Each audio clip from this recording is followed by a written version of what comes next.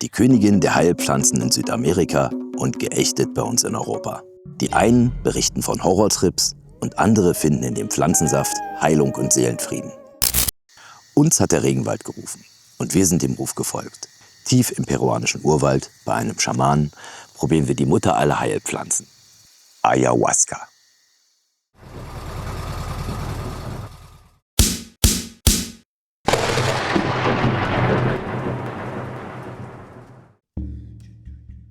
Alles, was du in diesem Video siehst, haben wir in Peru gefilmt.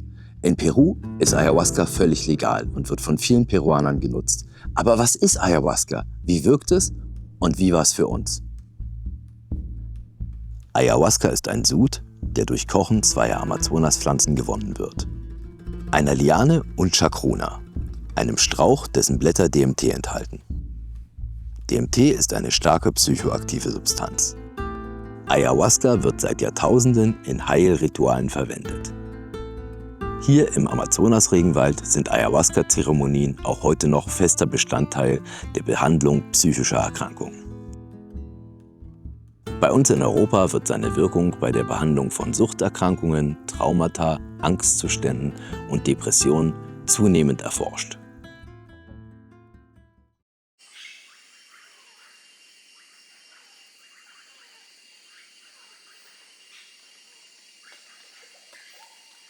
Seitdem wir unsere Reise durch Südamerika planen, haben wir immer mal wieder über das Thema Ayahuasca gesprochen.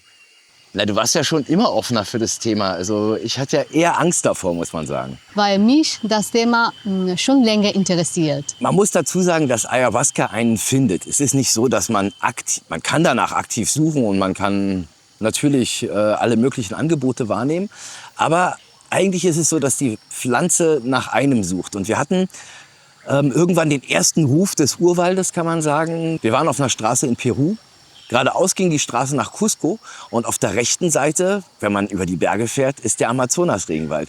Und wir sind einfach unserer Intuition gefolgt und haben den Ruf des Dschungels sozusagen gehört und sind einfach rechts abgebogen. Wir haben es nie geplant, wir hatten nicht vor, in den Urwald zu fahren und haben einfach an dem Tag gesagt, komm, wir fahren in den Amazonas. Unsere gesamte Zeit im Amazonas-Regenwald wird geprägt sein von intuitiven Entscheidungen.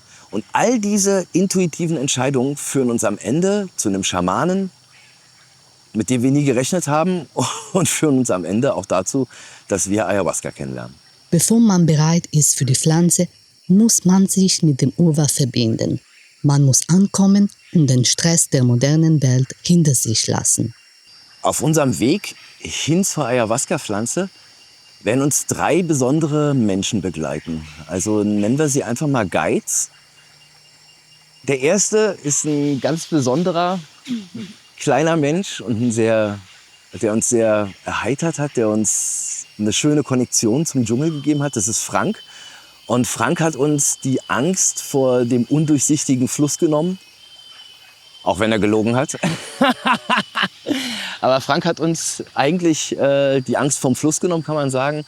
Und unbewusst haben wir uns dort eigentlich das erste Mal reingewaschen. Wir fahren immer tiefer rein in den Dschungel mit dem Bus. Und wir wissen noch nicht, dass jede Entscheidung und alles, was jetzt passiert, schon längst Teil unserer Ayahuasca-Erfahrung sein wird. Auf geht's. Wir sind mitten im Dschungel, in der Dschungellodge. Und haben hier unseren kleinen persönlichen Führer, also den Tourguide. Frank heißt er. Das ist Frank. Das ist Frank. Hey Frank. Ja. ¿Tú te presentas a nosotros todos los lugares? Sí. Perfecto, vamos. Vamos. Frank ist der Allercoolste. Also Frank zeigt uns jetzt alles. Und er hat auch seinen privaten sozusagen Flusszugang. Weil es ist so schweineheiß. Und wir werden jetzt einfach mal locker flockig im Fluss baden gehen. Und Frank zeigt uns, wo der Fluss ist. So, auch wenn das eine total braune Brühe ist, es gibt wohl keine Piranhas. Man kann aber auch nicht mal 1 Zentimeter reingucken, selbst wenn es Piranhas gibt, die können mich eh nicht sehen. Und wir freuen uns jetzt darauf, endlich ins Wasser zu gehen und hauen den Hund ins Wasser, weil es ist Ich habe es ja schon 3-mal gesagt, es ist richtig schweineheiß. Und ihr seht ja, Mali hat einfach nur Bock, ins Wasser zu gehen. ¿Qué es esto? Esto es la arcilla. Arcilla. Azul, arcilla azul. Ah, y se usa para construir casas. Sí, para construir casa. O también, esto cuando tú te le echas a los mosquitos, Ah, repelente para que no te quemes. y funciona bien. Sí, funciona bien. Igual se tiran al agua. Wir baden noch lange mit Frank im Fluss und freuen uns über die Abkühlung. Hätte Frank uns nicht versichert, dass es hier keine Alligatoren gibt, wären wir wahrscheinlich nicht ins Wasser gegangen. Später erfahren wir, dass es sehr wohl Alligatoren gibt und Frank uns nur belogen hat, damit wir keine Angst vor dem Fluss haben. Gracias. Also der ist wirklich der beste Guide überhaupt. El Sabetolo. Ja, und mit seinem Vater fahren wir später mit dem Ding. So, und jetzt mit dem Vater von Frank geht's aufs Boot und dann ab in den Urwald.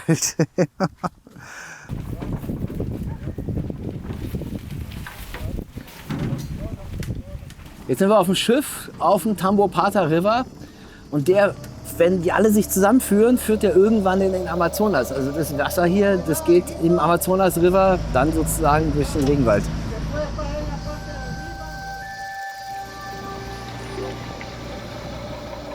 Roger, der Vater von Frank, ist der zweite Guide auf unserem Weg.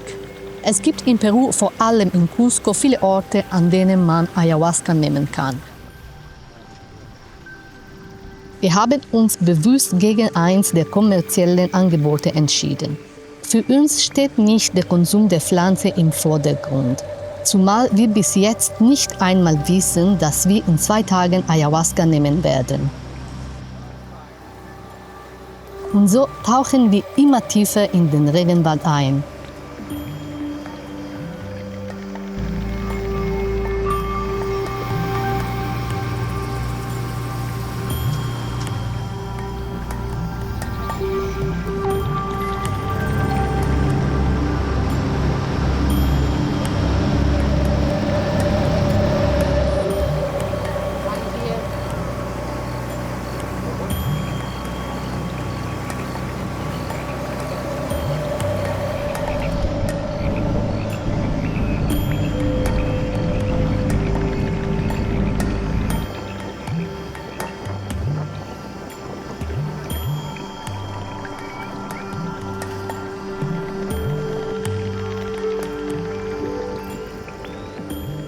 Gut, jetzt sind wir 40 Minuten mit dem Boot gefahren. Jetzt geht's hier rein in den Dschungel. Und mal gucken, was wir da entdecken. Also, er ist echt cool. Also, er hat echt ein Auge für Tiere. Das ist unglaublich. Also, das ist der Papa von Frank.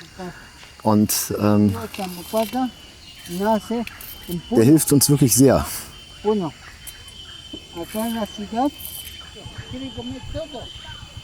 Roger zeigt uns sämtliche Heilpflanzen der Region.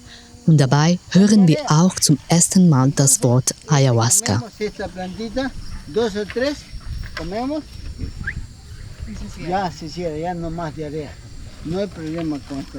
So, wir gehen jetzt mit dem Vater von Frank in den Urwald.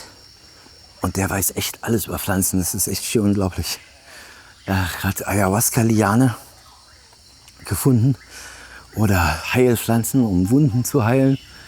Oder er weiß, wo Früchte sind. Er sieht auch jedes Schwein. Unglaublich, also wirklich unglaublich. 1500 años.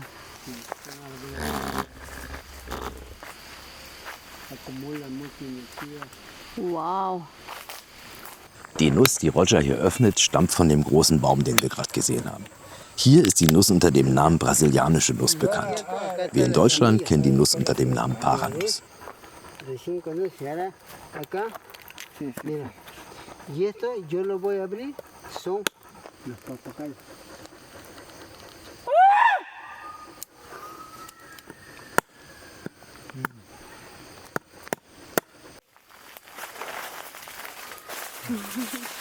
Echt krass. Hammerhart. Und so heiß immer noch. Er latscht da mit der Machete vorweg. Mali ist völlig fertig. Echt hammerhart. Hammergeil. Ah. Jetzt, da. Wow, sie sind so groß. Wow.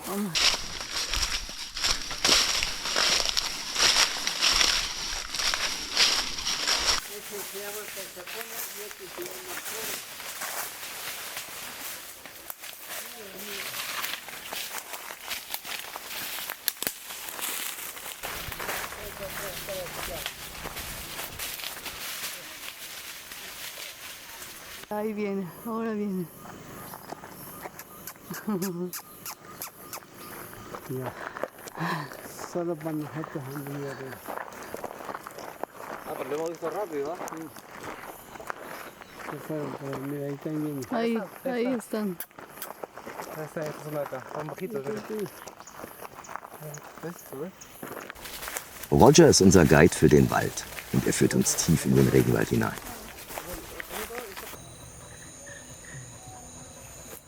Schön. Qué feos son. Limoncillo.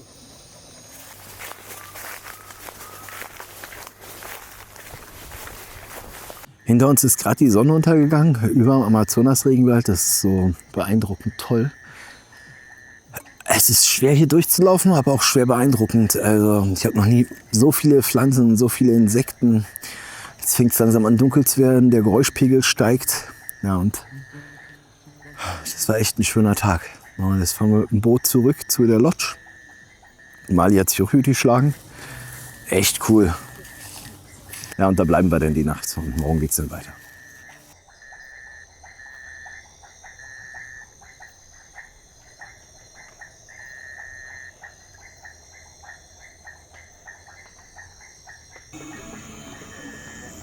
Ja.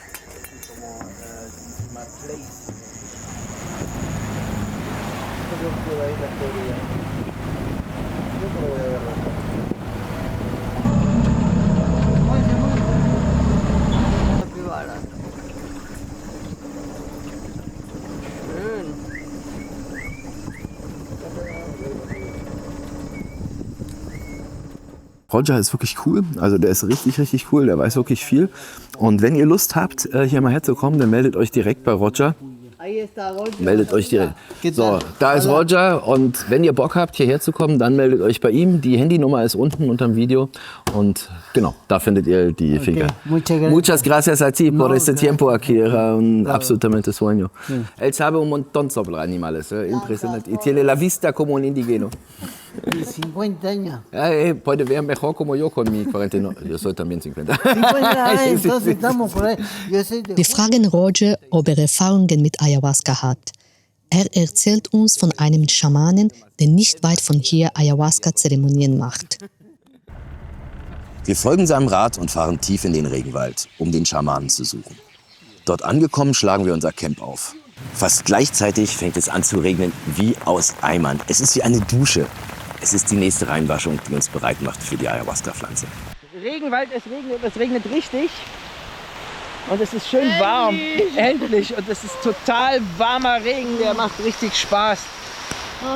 Es gibt nichts Schöneres, als im warmen Regen zu stehen. Oh, der Knaller. Wir tanzen noch ewig im Regen und genießen das lauwarme Wasser auf der Haut. Später kommt der Curandero, so nennt man die Heiler im Amazonas-Regenwald, zu uns.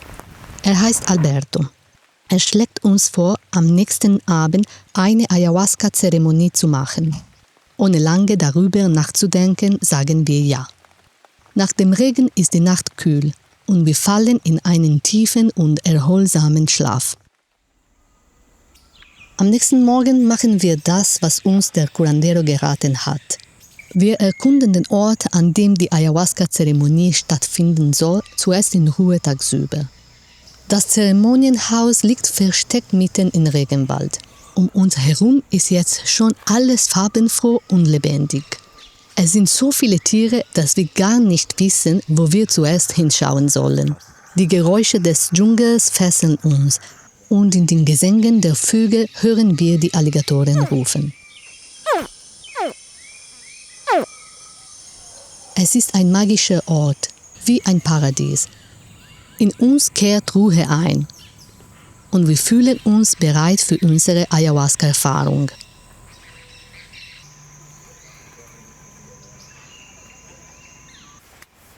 Außerdem hat uns Alberto gesagt, wir sollen etwas Leichtes vor der Zeremonie essen und möglichst auf Fleisch verzichten. Während wir immer aufgeregter werden, bereiten wir uns ein köstliches Abendessen vor und freuen uns auf die Nacht.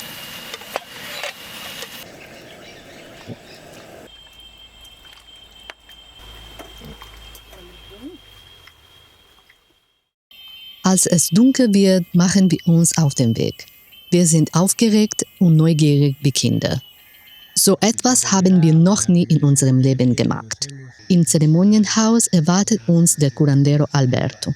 Für jeden von uns ist eine Matratze, eine Decke und ein Eimer bereitgestellt. Außerdem sind noch 3 weitere Personen hier. Sie gehören zu Alberto und werden später wunderschöne Musik machen. Wir hören gespannt auf das, was uns Alberto erzählt.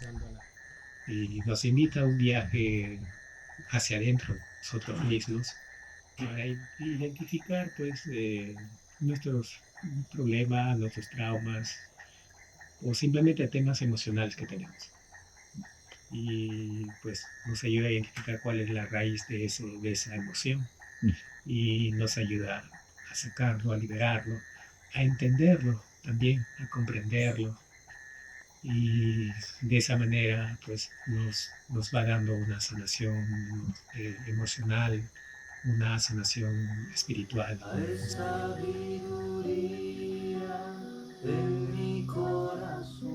Am Anfang einer Ayahuasca-Zeremonie wird man rituell mit Tabak gereinigt. Der Tabak heißt Mapacho und ist bis zu 20 Mal stärker als Zigarettentabak. Der Tabakrauch stellt für die Curanderos seit jeher die Verbindung zu den Geistwesen dar.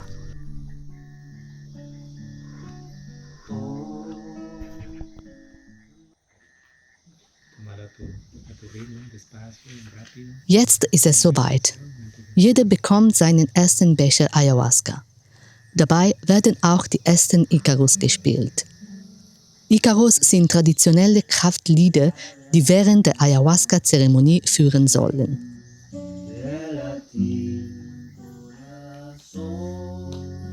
Wir hören gespannt der wunderschönen Musik zu. Der Raum hat keine Wände und so können wir alle Geräusche des Dschungels hören.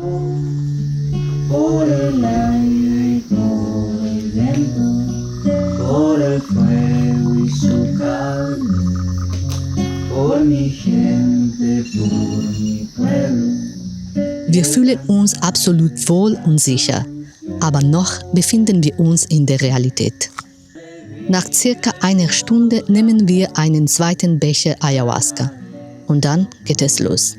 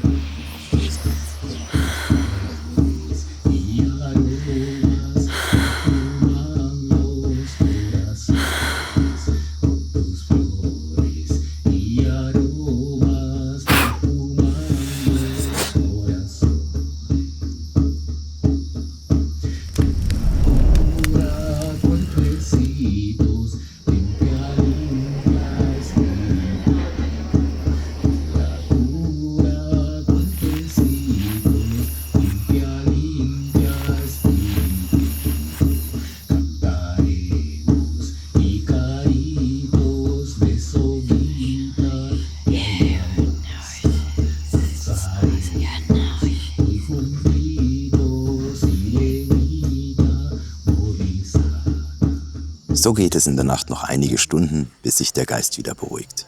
Am nächsten Morgen bin ich noch etwas verwirrt, aber gleichzeitig ruhig und ausgeglichen. Jetzt freue ich mich erstmal aufs Bett.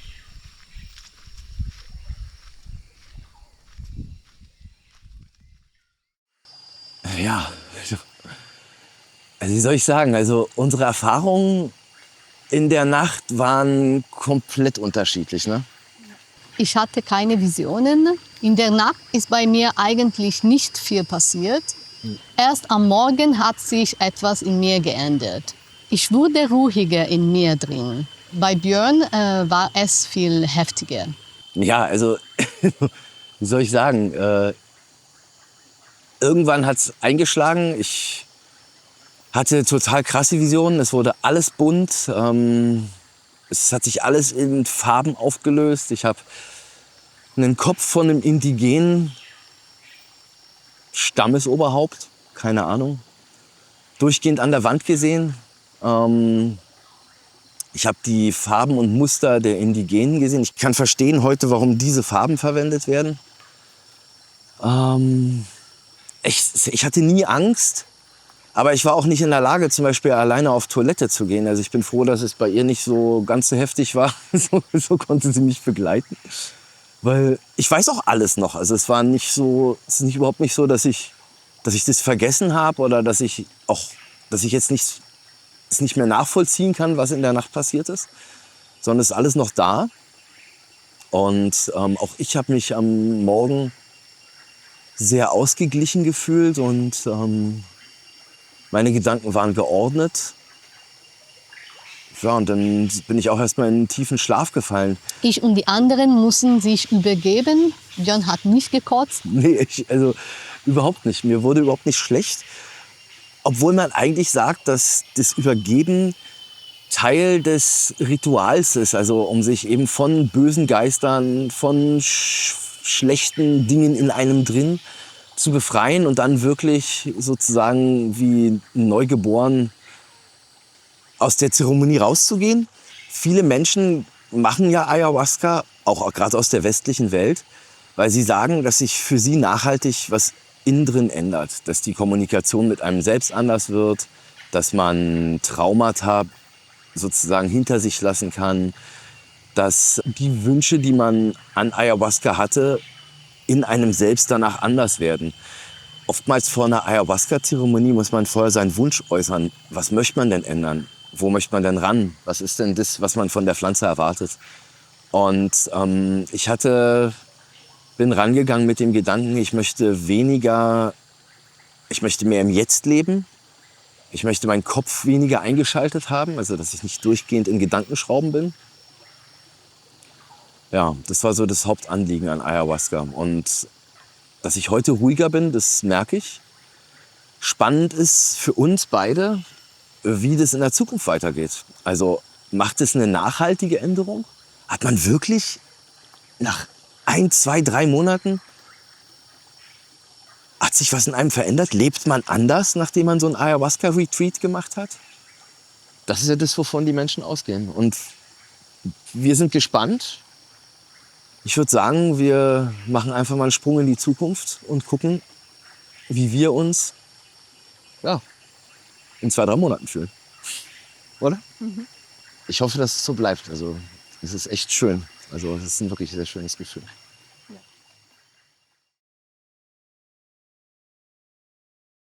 4 Monate später fühle ich mich wieder ganz bei mir selbst. Ich habe mit neuer Energie begonnen, die mir zuvor gefehlt hatte.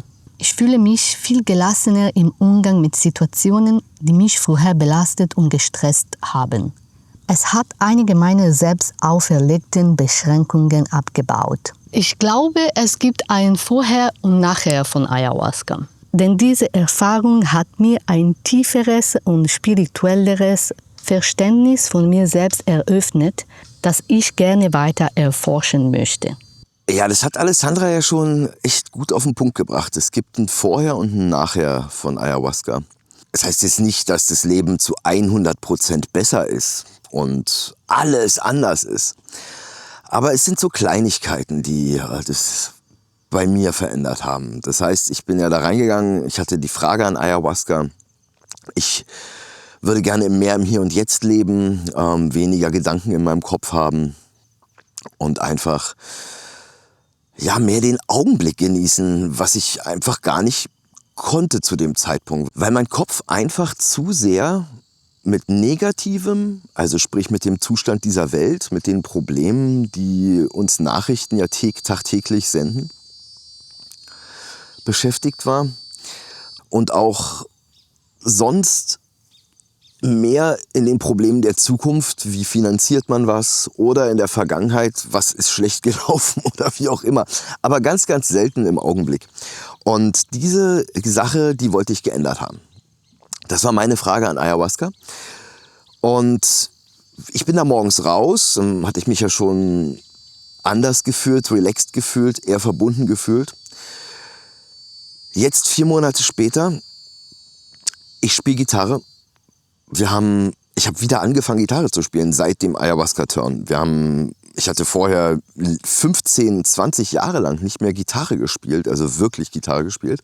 Und seitdem, wir haben uns eine Akustikgitarre gekauft und jetzt hatten wir vor einer Woche unseren ersten Auftritt mit einem Lied live vor Publikum.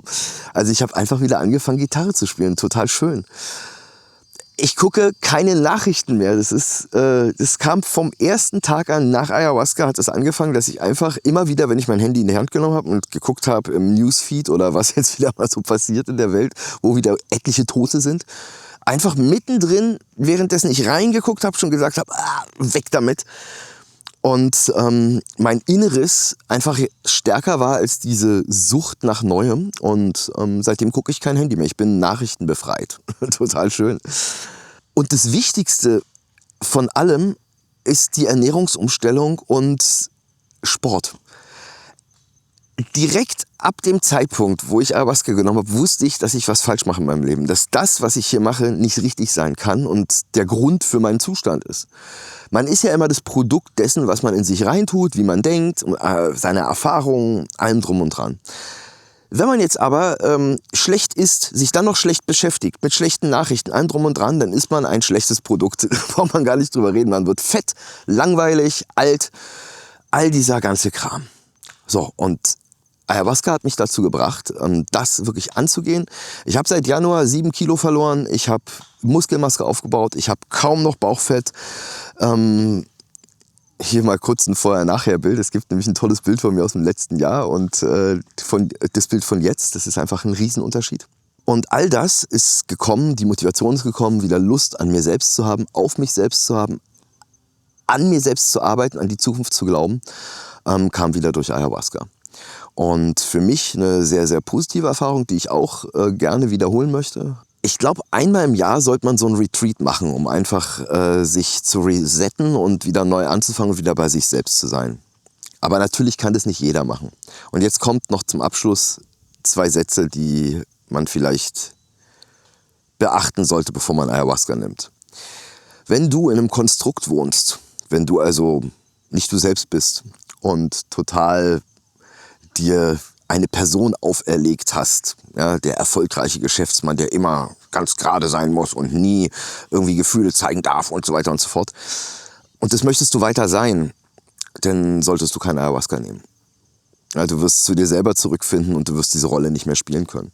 Und alle, die irgendwo generell sich ein Gerüst auferlegt haben und das behalten möchten, die sollten auch keine Ayahuasca nehmen. Also es ist generell, es bringt einen zurück zu einem wirklichen Selbst und all das, was man sich so in seinem Leben erdacht hat, das kann da ganz schön durcheinander gewürfelt werden. Gut, das war unser Ayahuasca-Film. Wir hatten auf jeden Fall das Erlebnis unseres Lebens. Ich würde es immer wieder im Dschungel machen, bei wirklich Indigenen und kein kommerzielles Angebot annehmen. Aber das muss jeder selber entscheiden. Für uns war es auf jeden Fall, für mich wunderschön und schön, dass ihr dabei wart. Bis zum nächsten Mal. Wir sehen uns in der nächsten Woche. Bis dann. Ciao.